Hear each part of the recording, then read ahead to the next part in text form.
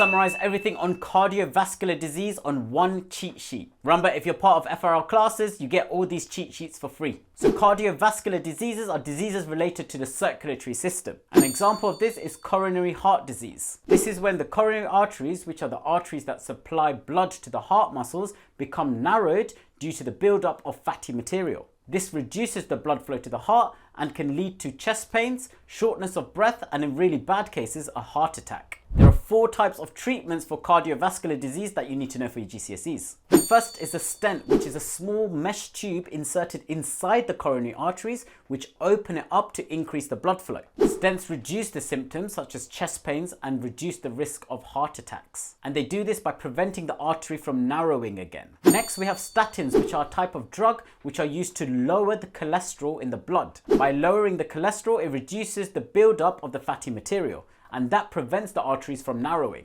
This reduces the chances of a heart attack, but the person does need to remember to take it regularly, and sometimes it can lead to side effects. The third example are artificial hearts, which are used when someone is in need of a heart transplant, but there isn't one available straight away. They are usually a temporary solution, but in some cases they are permanent. One advantage of artificial hearts is the reduced risk of rejection because they're made out of man-made materials. So that makes the immune system less likely to reject it. But some of the mechanical parts could fail, and the electric motor inside could also wear out, which means it can't last forever. The final example you need to know is valve replacement therapy. So valves in the heart prevent the backflow of blood. So if they fail, it means blood can flow in the wrong direction. So if the valve does become faulty, we can replace the faulty valve with an artificial or a biological one. The biological valves come from animals such as pigs or cows, and the man-made ones are known as mechanical valves, and they're made out of man-made materials. This makes them more durable than the biological ones. And there we have it. That's everything you need to know.